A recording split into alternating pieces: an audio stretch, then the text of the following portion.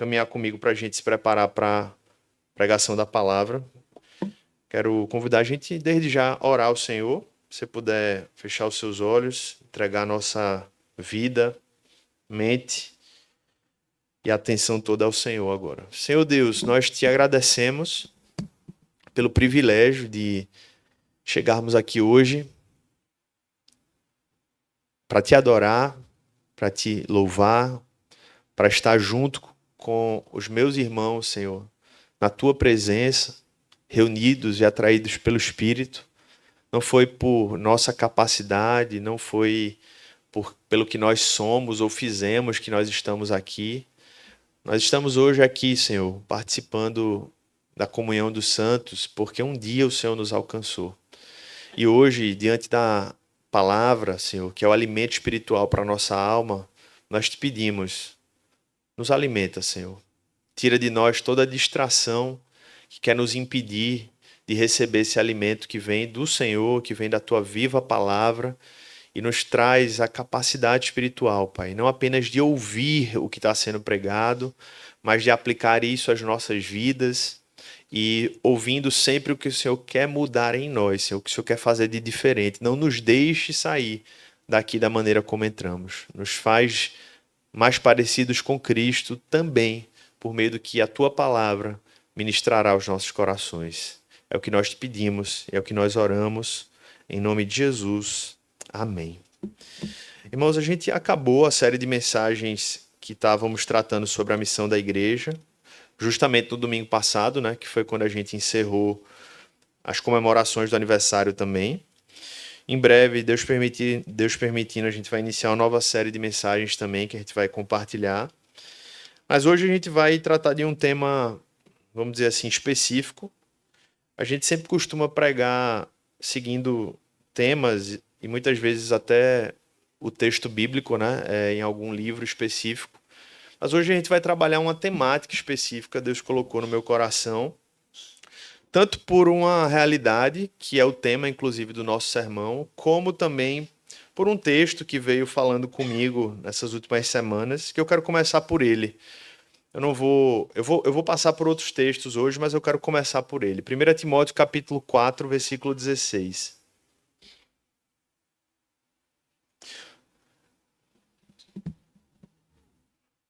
A gente vai ler só esse versículo para começar aqui a nossa mensagem de hoje. A palavra de Deus diz assim: cuide de você mesmo e da doutrina, continue nestes deveres, porque fazendo assim, você salvará tanto a si mesmo como aos que o ouvem. A igreja pode ler toda a igreja junta, versículo 16, dizendo: cuide de você mesmo e da doutrina.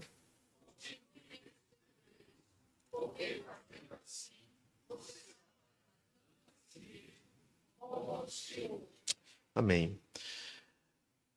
Esse texto vem como início aqui do nosso sermão, porque ele mostra para a gente uma percepção muito importante sobre como a Bíblia é clara na nossa responsabilidade de zelar pela nossa própria vida e como esse zelo na nossa vida reflete ou deveria refletir, se bem cuidada, em bênção na vida de outras pessoas. Eu tenho uma dificuldade teológica com a percepção, como muitos usam, na minha visão equivocadamente, aquele texto, né?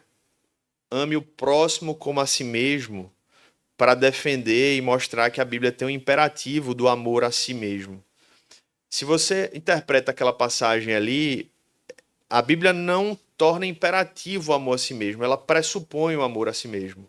Ame o seu próximo como a si mesmo, ou seja, teologicamente, a Bíblia pressupõe que a gente já se ama. O problema da gente teológico não é a falta de amor por nós mesmos. É o excesso de amor por nós mesmos. A gente já se ama demais. Porém, nesse texto aí, a gente tem uma ênfase diferente. A Bíblia é imperativa em dizer, cuide de você mesmo. Ou seja, em outras palavras, eu posso me amar demais, porque todo mundo se ama demais. Você normalmente acorda pensando em quem? Em si mesmo. Normalmente você dorme pensando em si mesmo. Claro que os filhos ajudam a gente a quebrar um pouco disso, né? Graças a Deus. É por isso que filhos são bênção, porque é uma das ferramentas, não é a única, mas é uma das ferramentas que Deus quebra o nosso egocentrismo, né? Mas a gente normalmente pensa sempre em primeiro lugar na gente. Então, o amor a nós mesmos ele já é pressuposto. Mas eu posso me amar o suficiente, mas não estar cuidando bem de mim o suficiente. Certo? Todo mundo concorda com isso? Então, irmãos, diante desse convite da palavra, do cuidado de si mesmo e da doutrina, que é aquilo que nós cremos, né? Aquilo que nós confessamos, a gente precisa parar para pensar nisso, até porque a Bíblia deixa claro que quando a gente faz isso devidamente, a gente está sendo bênção para outros. Obviamente tem um contexto aqui, Paulo está falando para Timóteo, que é um pastor, então potencializa ainda mais porque ele é uma liderança, então o efeito da vida dele ainda é mais impactante, ainda mais pela posição que ele ocupa. Mas eu queria que você trouxesse isso mais para a esfera pessoal mesmo agora, né? Qual é o tema desse sermão de hoje? Que eu vou afunilar aqui o tema, né? O tema é sobre descanso. O tema é descanso, um assunto profundamente espiritual. Quando a gente fala sobre cuidado de si mesmo, eu, obviamente, preciso falar que o primeiro cuidado, um dos mais importantes, ou o mais importante, é o cuidado com a nossa alma, com a nossa vida com Deus, com a oração, a leitura da palavra. E, basicamente, todo domingo a gente fala sobre isso aqui, né? A vida espiritual, ela é um tema constante na vida da igreja, né? Então, eu já começo lembrando que esse é um chamado para nós, né? Zelarmos pela nossa vida espiritual. Só quando a gente vai para além da vida espiritual, porque nós somos, na verdade, um ser integral, né? Biblicamente falando, a melhor, talvez, subdivisão é corpo e alma. Mas mesmo quando você subdivide corpo e alma, a Bíblia traz uma visão integral. Esses dois estão conectados ainda, assim, um afeta o outro diretamente. E quando a gente vai para a ideia do cuidado com o corpo, normalmente hoje o que é que está mais em voga se falar quando envolve o cuidado com o corpo? Me ajudem aí. Academia, né? Exercício físico e o que mais? E alimentação, que são muito importantes, mas eu queria falar exatamente isso aqui. Se você fosse elencar 3 coisas, tem uma coisa que não são essas duas e que vem antes delas e que talvez seja mais impactante para a vida do ser humano do que essas duas. Não que elas não sejam importantes, mas que é exatamente o descanso. E eu queria tratar desse assunto, obviamente, à luz da palavra, né? É uma ênfase mais teológica, mas com algumas aplicações práticas também. E para a gente entender a importância desse assunto, a gente precisa entender o que é que está se passando com a nossa sociedade atualmente em relação ao descanso, tá? Você percebe que a gente tem vivido numa sociedade cada vez mais ativista. O ativismo é uma marca dos nossos dias.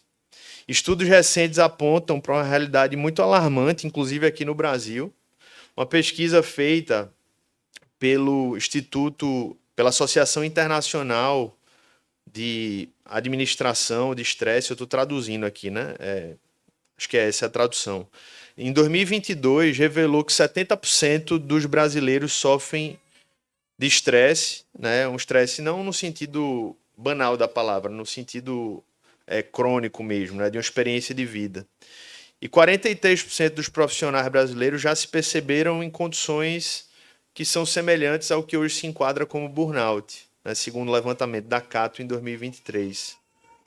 Isso não é diferente em outras nações. Estados Unidos, o Instituto Gallup, em 2023, mostrou que 40% dos americanos dormem menos de 7 horas por noite, que é o número mínimo ali, né, para um sono equilibrado, né? Sei que tem mudanças disso, né? Tem pequenas variações, mas é o mínimo ali. O ideal é 8, o mínimo 7, né? E até uma pergunta já para você se fazer, né? Quantas horas você tem dormido à noite? Se você está dormindo menos de 7 horas, você já está assumindo um problema. Eu sei que a gente está rindo porque eu sei que a maioria não dorme 7. Mas já começa o problema para a gente aqui, né? E eu vou falar o porquê, né? Falar esse porquê, porque esse déficit ele traz uma conta. A conta chega, né? A conta chega se já não chegou. E tem um filósofo sul-coreano chamado Byung-Chul Han, né?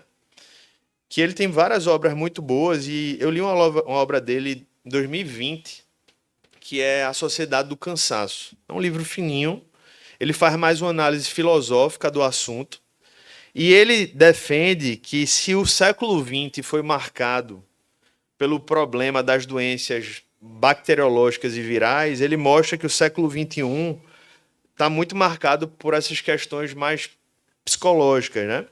E ele usa uma palavra muito interessante para falar sobre isso. Ele diz que tem uma palavra que parece unir essas características, que gera esse contexto, que é o que ele chama de excesso de positividade. Como assim?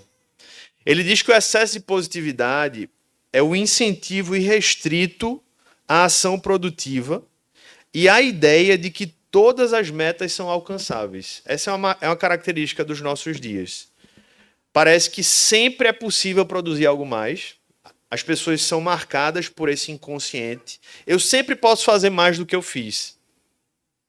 E tudo que foi estabelecido como meta é alcançável. É só eu querer. Querer é poder. Né? Vem muito desse contexto, né, de ideias do coach na sociedade. Basta você ter a convicção que vai dar certo. E ele exemplifica esse fenômeno a partir de 2 slogans que ele entende que contribuiu para isso. Ele usa a campanha presidencial de Obama em 2008, Yes, we can. Então, se o presidente da maior nação do mundo diz que sim, nós podemos, então nós podemos. Não tem nada que pode impedir a gente de poder, de conseguir. E ele fala do slogan da Nike, Just Do It, né? Simplesmente faça, porque vai dar certo. E ele mostra como essas ideias foram moldando a nossa mente e gerou literalmente um novo Deus na sociedade, que é o Deus da produtividade. E esse Deus da produtividade, ele gera uma sociedade constantemente cansada. E é daí que vem o nome do livro, A Sociedade do Cansaço.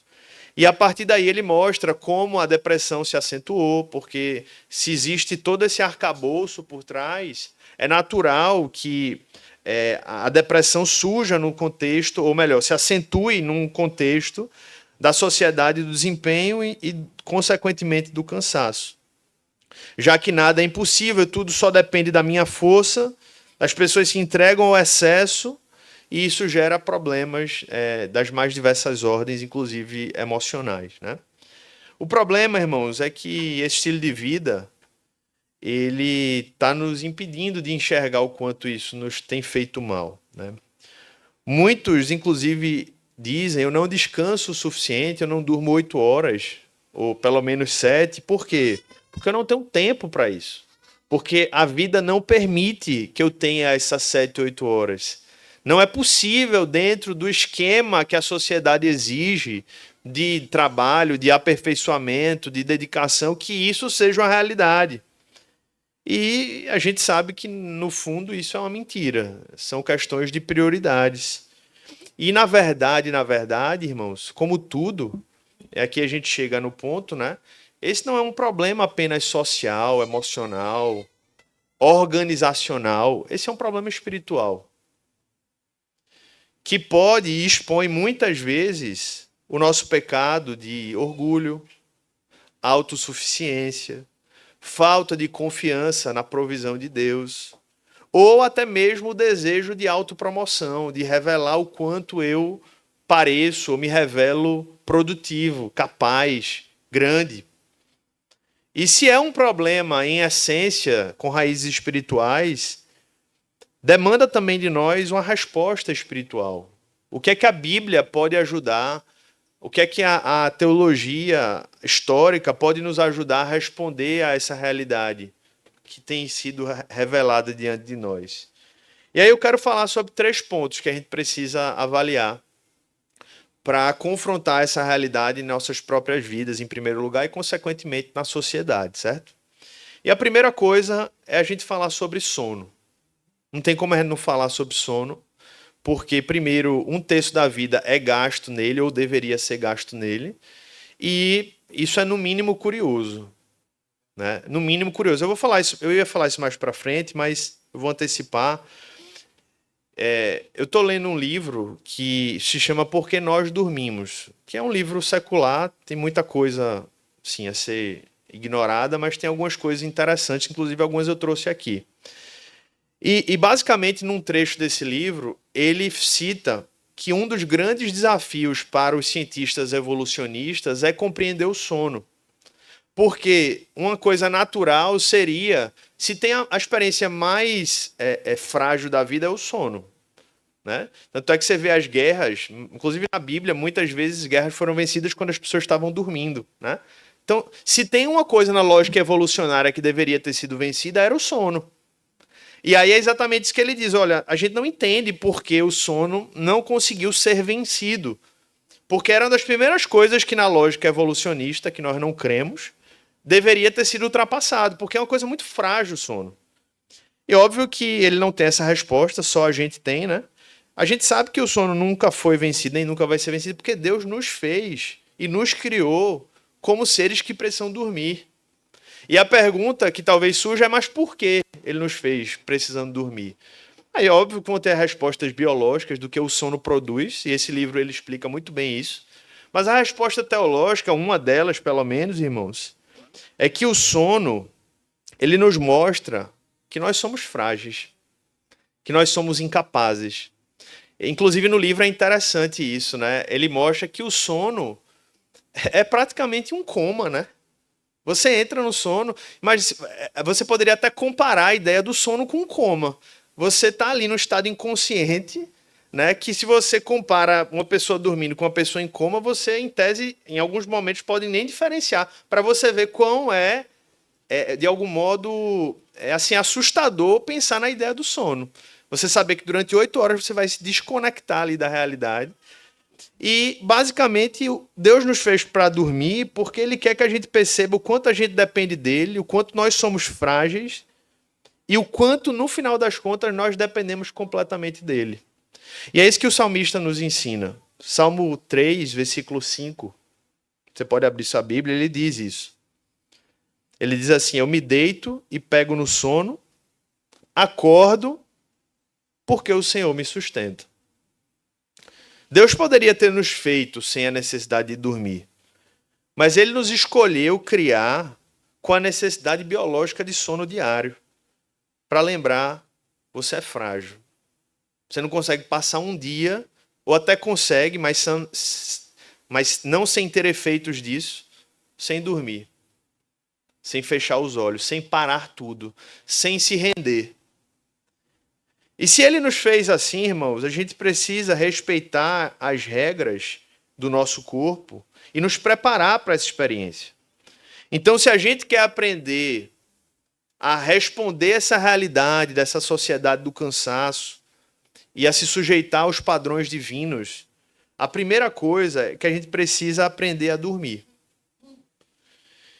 E, em primeiro lugar, dormir bem, em primeiro lugar, significa conseguir dormir. É algo óbvio, né? Mas tem pessoas que não conseguem dormir, tem insônia.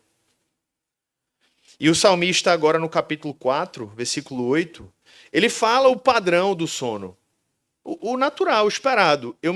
Em paz me deito e logo pego no sono. Esse é o normal. O normal é eu deitar e pouco tempo depois, minutos, eu dormir. Quando isso não acontece, tem algo errado no sono. O salmista, ele não está falando da ciência do sono, mas ele retrata, pelas palavras simples, o que é o normal. Eu deito 10, 20 minutos, talvez 30 no máximo. Tem que estar dormindo. Se não aconteceu isso, tem alguma coisa errada no processo. Mas, infelizmente, acontece com muitas pessoas que têm insônia e não conseguem dormir. E isso não pode ser considerado normal. Isso precisa ser encarado como alguém que precisa de ajuda. E a cosmovisão bíblica nos faz entender que esse não é o padrão para o homem. Precisamos tomar medidas contra isso e a gente sabe que muitas vezes a insônia tem causas realmente, diretamente causas orgânicas ou até psicológicas, que demandam tipos diferentes de ajuda nesse processo. Mas em outros casos são questões nitidamente espirituais, emocionais, um estilo de vida justamente marcado pelo excesso de produtividade, de incapacidade de colocar os seus medos, suas dúvidas, suas ansiedades diante de Deus. E o fato, irmãos, é que a primeira coisa para lidar com esse contexto é conseguir dormir. Conseguir dormir. Então, se você não tem conseguido dormir, por essa inquietude, você precisa colocar isso diante de Deus e buscar as ajudas necessárias e adequadas que forem possíveis para isso. Bill Clinton, que foi presidente dos Estados Unidos, ele disse que todo erro de maior proporção que ele cometeu coincidiu com o fato de que naquele dia ele tinha perdido o sono, ele não tinha dormido direito. Veja a seriedade disso. Então, descansar não é apenas sobre conseguir dormir, é sobre conseguir dormir bem o suficiente. Então, essa média ali de 7, 8 horas não é um número assim a ser desconsiderado, irmãos. Tem estudos que mostram que dormir menos de 6 horas por noite enfraquece o sistema imunológico, aumenta de forma significativa o risco de câncer, doenças cardíacas, Alzheimer e outras enfermidades graves. Então, quando você dorme menos de 6 horas, você está atraindo para si esse risco. Estou dizendo que vai acontecer, não é porque Deus é soberano, mas você está, igual quando você pisa a 200 por hora, você está assumindo o risco de morrer num acidente grave, né? Então, além disso, a privação do sono está intimamente ligado, como eu comecei falando, a doenças psiquiátricas, como depressão, ansiedade, tendências suicidas. A gente recebeu aqui na Zoe um doutor, enfim, vários assuntos, mas é um pastor também. E foi engraçado que ele fala muito sobre a questão do TDAH na nossa sociedade. Eu não vou ter tempo de explicar o que ele expõe, que é o Dr. Daniel Berger, mas ele me falou uma coisa muito interessante, que me chamou muita atenção, né? Ele falando sobre a questão do TDAH. Ele disse, normalmente, a primeira coisa que eu pergunto quando alguém chega dizendo que tem TDAH ou tem algumas questões é como é o seu sono? É a primeira coisa que ele pergunta. Ele disse que na maioria dos casos, aquelas pessoas não dormem bem. E eu poderia dizer que isso se aplica à maioria das coisas, na verdade. A privação do sono vai causar vários impactos que, se você passasse a dormir bem, muitos dos problemas poderiam ser diminuídos ou até eliminados, se você dormisse bem. Um estudo da BBC, com o título A Arrogância de se ignorar a importância de dormir, constatou que a gente está dormindo entre 1 a 2 horas a menos do que se dormia 60 anos atrás. E até 2 horas e meia a menos do que há 100 anos atrás. E eu lembro que uma das experiências pessoais que eu vivenciei sobre isso, que eu passei, foi que quando eu estava na minha fase de preparação para o vestibular no terceiro ano, segundo para o terceiro ano, eu queria fazer direito, né? Então eu sabia que para eu passar eu precisava estudar muito, porque era menos concorrido que medicina, então não tinha mágica, né? Eu tinha que estudar. E aí eu criei a seguinte fórmula: para eu conseguir estudar mais, eu preciso eliminar tudo aquilo que vai tirar meu foco, e uma das coisas que eu fiz foi dormir menos. E aí uma vez eu encontrei um tio meu e ele viu, provavelmente eu estava visivelmente cansado, e ele perguntou: você não está dormindo? E eu disse, porque eu estou focando em estudar. E ele me disse o seguinte, olha, esse cálculo não é inteligente, porque quando você abre mão do sono, você pode até estudar mais, mas você vai aprender menos do que você estudou. Então tem coisas na vida que não tem como negociar, e o sono é uma delas. Você vai ganhar mais tempo produtivo, mas vai ser menos eficaz na sua produtividade. Inclusive, está sujeito a cometer erros. E aí isso pode ser aplicado à vida profissional, por exemplo. Você quer ganhar mais dinheiro, você abre mão do sono e você comete um erro profissional. E aí você tem um prejuízo muito maior. E isso poderia ser aplicado a tudo na vida, né?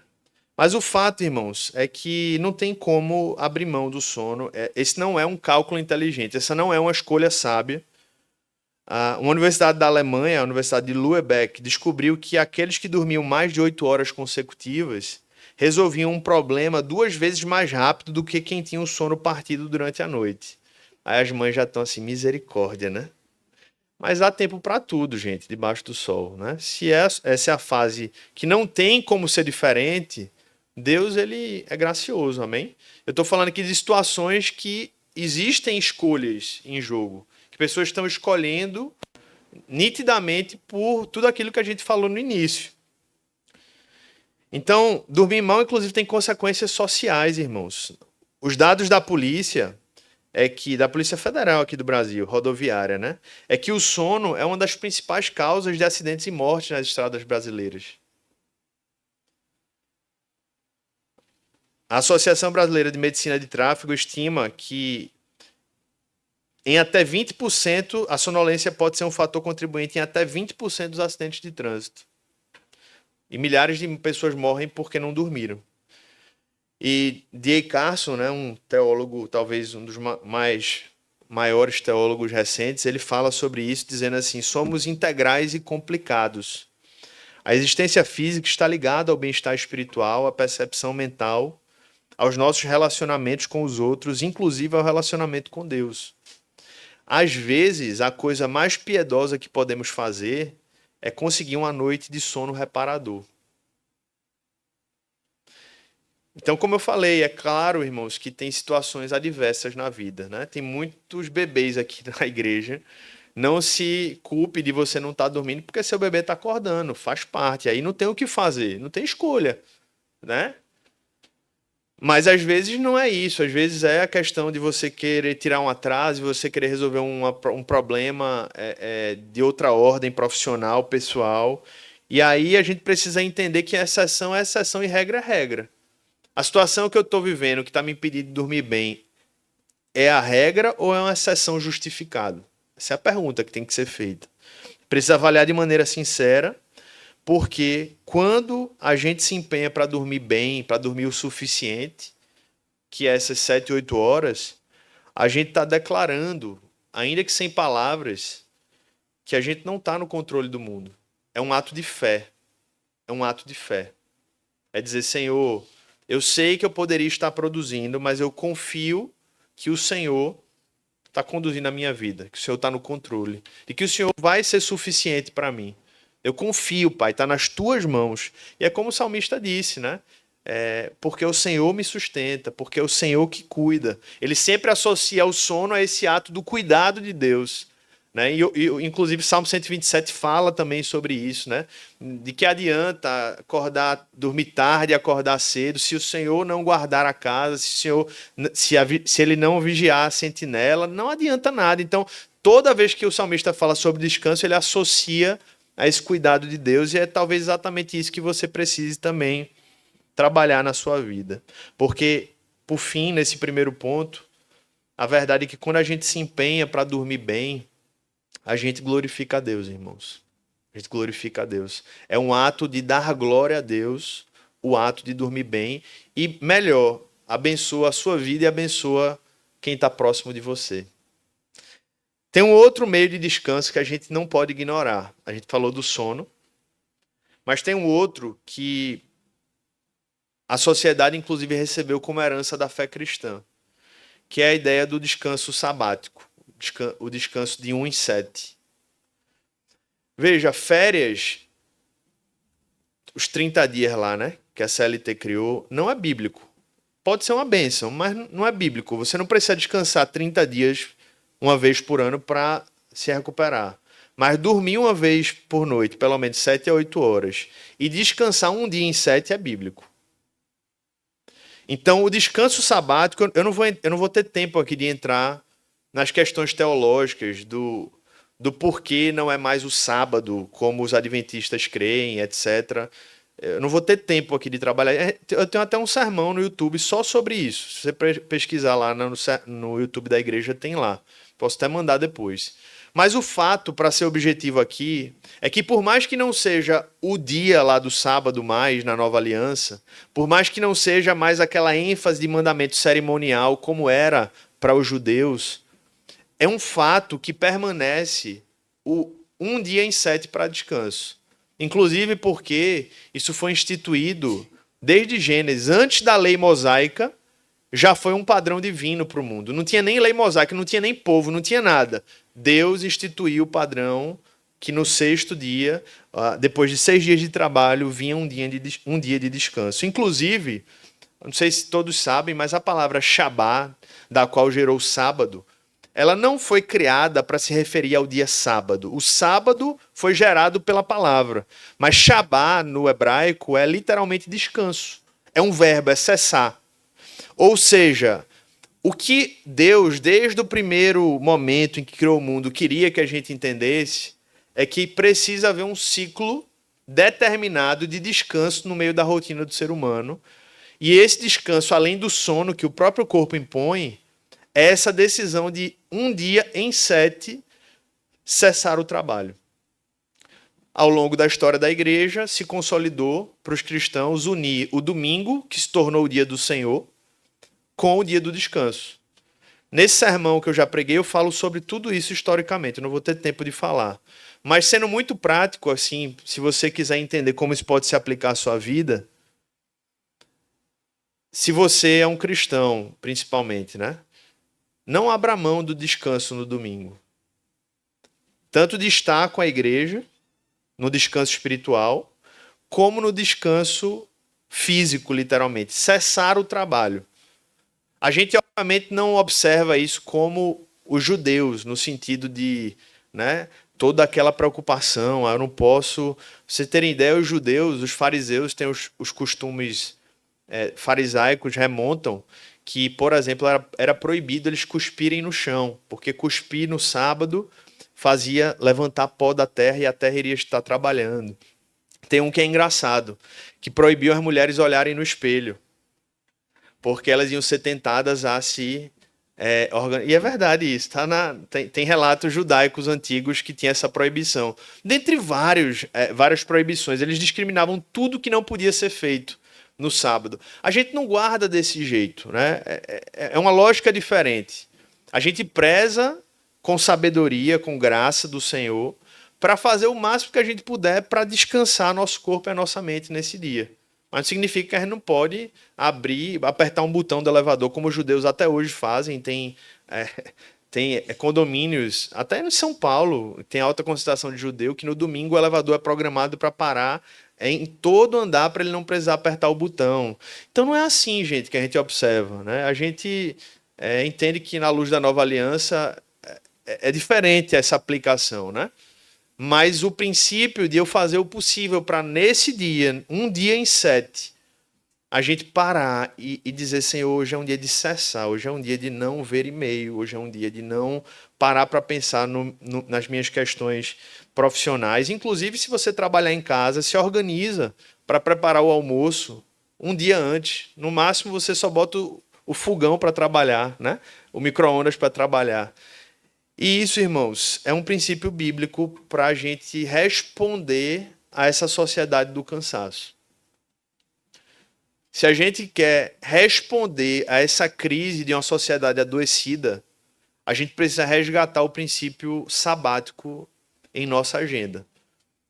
E eu sei que a sociedade está fazendo de tudo para a gente abandonar isso, porque hoje a gente quer que tudo funcione domingo a domingo, 24 horas por dia. Então é contraintuitivo. Mas é exatamente isso que a Bíblia nos chama. A gente não é chamado para ser contra a cultura em tantos sentidos. Esse é mais um deles. É só mais um princípio espiritual que tem muitas aplicações práticas para a gente lembrar que nós não somos desse mundo. Só mais um princípio espiritual para a gente lembrar quem nós somos e que de quebra nos abençoa um bocado. Porque, creia, assim como se você dormir 7, 8 horas, vai ser no sentido da produtividade mais eficaz do que você abrir mão, você vai ser mais produtivo e vai ter mais frutos do que se você trabalhar 7 por 7. Por quê? Porque foi Deus que criou e Deus faz tudo perfeito. Deus faz tudo perfeito. Você está abrindo mão de um dia de produtividade, mas você vai ser mais produtivo de quem trabalha 7 por 7, 24 por 24, porque você está seguindo aquilo que Deus lhe pediu. E mesmo que não fosse isso, você precisaria continuar fazendo, porque é o que Deus pediu de nós. É uma das marcas do seu povo, é aprender também a descansar nele, nessa dinâmica do descanso do 1 em cada 7 dias. Tem um testemunho histórico de William Wilberforce, que foi aquele cristão que foi usado para iniciar um movimento abolicionista na Inglaterra. Ele lutou 20 anos para conseguir a abolição e ele conseguiu, né? E em 1801, antes de aprovar a lei anti-escravidão, ele foi cotado para ser indicado para a pasta do governo. Queria tratar da possível paz entre Inglaterra a França, a França de Napoleão. E segundo relatos biográficos, o Wilberforce ele ficou muito encantado com essa ideia. Ele ficou encantado. Ele achou que fazia muito sentido ele se dedicar a isso. Ficou totalmente dominado. A ambição dele cresceu muito nesse contexto. Só que ele era um cristão e ele tinha o hábito de separar o domingo para o descanso, para a reflexão, para fazer balanços da sua vida. E foi num desses domingos que ele descansava e dedicava a Deus que ele relata que graças a Deus por esse dia de descanso e das atividades espirituais, quando as coisas da terra assumem as suas verdadeiras proporções. E aí ele diz assim, nesse dia, essa ambição foi sufocada. Ele reconheceu durante um domingo que esse não era realmente um chamado de Deus para a vida dele, que ele não era para assumir esse papel. E ele disse que ele só conseguiu perceber isso nesse dia que ele parou e disse, eu não vou me dedicar a nenhuma outra coisa, vou me dedicar a ouvir a voz de Deus, a parar, a refletir nas coisas de Deus. Que ele conseguiu ter essa sensibilidade espiritual que certamente ele não teria se ele tivesse continuado na vida frenética, dedicada ao que ele sempre fazia todo dia. E é importante entender, irmãos, que o domingo, isso aqui é uma aplicação prática, ele não é um dia para a gente, vamos dizer assim, viver no lazer, né? Descanso é algo intencional, porque senão o lazer se torna um cansaço.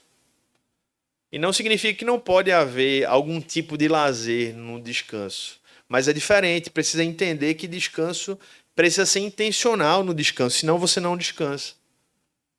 É um dia para a gente desacelerar na presença de Deus, refletir no seu amor, agradecer pela sua salvação, orar com mais qualidade, investir tempo com a família e principalmente estar com o povo de Deus, né, ouvindo a sua palavra. Quem sabe, né, nos nossos dias não é um dia para a gente eliminar o celular, para alguns que estão precisando deixar ele numa gaveta de repente, quem sabe. Enfim, Deus vai fazer você aplicar isso no seu coração, mas o princípio é esse. E que o Senhor nos ajude a vivê-lo, em nome de Jesus. Amém? Então eu falei de duas, vou terminar com uma aqui agora, irmãos. Eu falei do descanso do sono, do descanso sabático, que é bíblico, mas eu não poderia deixar de falar sobre o descanso espiritual em Cristo. Porque uma pessoa, ela pode dormir 8 horas por noite, todos os dias. Ela pode guardar um dia em cada 7 com precisão e estar ainda cansada espiritualmente, esgotada espiritualmente, porque ela não teve o alívio da sua alma por meio de Jesus. Foi por isso que Jesus, ao olhar para os fariseus o criticando acerca da guarda do sábado, ele disse, eu sou o Senhor do sábado. Eu sou o Senhor do sábado, eu cumpri fielmente o sábado e eles não estão entendendo que, na verdade, sou eu a principal resposta. O sábado, meus irmãos, ele é um princípio criacional, sim, de descanso prático, sim, nós falamos sobre isso. Mas o sábado, para muito além disso, é um dia, é um momento, é uma experiência que foi instituída pelo Senhor para a gente entender que, na verdade, existe um descanso maior que toda alma precisa vivenciar, experimentar, que é o descanso que somente Cristo pode dar para a alma humana. Uma pessoa, como eu falei, pode dormir muito bem todas as noites, descansar religiosamente uma vez por semana, se alimentar perfeitamente, ter uma saúde perfeita, realizar exercícios, ter as melhores consultorias médicas, nutricionais e mesmo assim viver existencialmente cansado e angustiado. E a explicação disso a Bíblia dá. Porque ele não foi alcançado pela obra redentora, salvadora e transformadora de Jesus. Deus criou o homem para descansar com ele, irmãos, para viver em um descanso eterno na presença dele. Mas o pecado vem e ele rompe esse ciclo que o Senhor criou. O homem renuncia a esse descanso oferecido por Deus na criação. Tanto é que o sétimo dia, na verdade, tem um significado muito mais profundo. A ideia é que Deus cria o mundo em 6 dias, cria o homem no sexto, e no sétimo ele descansa. É como se ele estivesse dizendo assim: agora o homem vai viver a eternidade comigo num descanso. Então, quando o homem cai, o homem peca, o homem não apenas cai e traz o pecado para si, traz condenação sobre si, mas ele declara para Deus: Senhor, eu não quero viver nesse eterno sétimo dia contigo, eu não quero viver nesse eterno Shabá com o Senhor, eu quero viver o meu próprio dia, eu quero criar a minha vida e os meus dias. E é por isso que o homem agora se torna afastado de Deus, alienado de Deus, e agora numa vida cansada, não apenas fisicamente falando, que foi uma das consequências do pecado, o trabalho que gera cansaço, mas uma alma cansada. E é por isso que Jesus, em Mateus, no Evangelho de Mateus capítulo 11, ele falou algo que até hoje nos impacta tanto, né? Esse versículo tão conhecido. Ele olha para aqueles homens e mulheres que os seguiam e diz: venham a mim todos vocês que estão cansados e sobrecarregados, e eu os aliviarei. Irmão, se isso era importante naquela época, imagina hoje, em nossos dias, né? A sociedade do cansaço ouvindo Cristo dizer: venham a mim. Uma sociedade onde as pessoas se eximem das suas culpas, sempre colocam a responsabilidade no outro, sempre delegam as suas responsabilidades e digam: não, isso aí não é culpa minha, isso é culpa dele. Isso começa muitas vezes no lar, né? O nosso pecado, a culpa é nossa, a gente bota a culpa na esposa, no marido, a gente transfere para o filho. E Jesus, ele faz exatamente o oposto. Ele diz: venham a mim, eu me responsabilizo, eu assumo a responsabilidade e eu darei descanso, eu darei alívio para a alma sobrecarregada de vocês. Eu os aliviarei. Eu os aliviarei. Tomem sobre vocês o meu jugo e aprendam de mim, porque sou manso e humilde de coração. E mais uma vez ele afirma: vocês acharão descanso para a sua alma. Vocês acharão descanso para a sua alma. Por quê? Porque o meu jugo é suave e o meu fardo é leve. E o escritor aos Hebreus, ele complementa essa ideia. Hebreus capítulo 4, versículo 9 e 10. Ele expõe primeiro o que foi o conceito do sábado à luz da antiga aliança e ele aplica isso a nós hoje na nova aliança. Ele diz assim: portanto, resta um repouso sabático para o povo de Deus. Porque aquele que entrou no descanso de Deus, também ele mesmo descansou de suas obras, como Deus descansou das suas. E qual é esse descanso sabático, irmãos? É Jesus Cristo. A solução para o problema da alma não é uma nova técnica de dormir, não é uma cama com a tecnologia mais avançada, não é uma nova palestra coaching, não é nem sequer uma pregação poderosa. A solução é uma pessoa chamada Jesus Cristo. E é esse relacionamento vivo, real com Jesus Cristo, que pode mudar a realidade da sua alma cansada. Pode transformar aquilo que você achava que nunca poderia ser diferente. Ele pode mudar essa realidade. Ele é o verdadeiro e maior descanso pela qual a alma humana anseia. O ser humano está em busca de algo que a maioria da raça humana não sabe o que é. Mas esse algo tem nome, é Jesus Cristo. E louvado seja Deus porque Ele revelou isso a nós, irmãos. Não foi carne nem sangue quem nos revelou isso. Mas foi Ele, foi o Espírito de Deus. Foi o poder de Deus que revelou isso a nós. E é somente por meio da obra de Cristo que nós, homens, pecadores, perdidos, cansados, podemos encontrar uma nova rota, uma nova resposta. E a todos aqui eu reforço isso, irmãos. Reforço mais uma vez a importância de uma boa noite de sono, de um descanso semanal. Mas eu reforço principalmente a urgente e desesperada carência de Cristo que eu e você temos. E eu digo isso para você também, que já é um discípulo de Jesus. Porque mesmo que você caminhe com Cristo, mesmo que você ande com Cristo, todo dia, o pecado que habita em nós ainda e luta e milita contra nós todos os dias, ele quer nos enganar. Ele quer fazer a gente acreditar que a gente consegue, que a gente pode, que a gente é capaz, que a gente consegue dar um jeito, que a gente é capaz de resolver o problema. Então, volte-se para Jesus, mesmo que você já ande com ele, volte-se de novo. Talvez você esteja olhando para frente, ele está do teu lado. Talvez você está olhando para trás, ele está na tua frente. Olha para ele. Olha para ele. Se dirige a Cristo. Olha para ele como uma pessoa. Porque ele é uma pessoa. E, inclusive, ele encarnou como homem. E coloca nele a tua expectativa de renovação, de descanso, de esperança. Porque não significa que porque você está na igreja que você está olhando para Jesus. Você pode estar olhando só para uma televisão.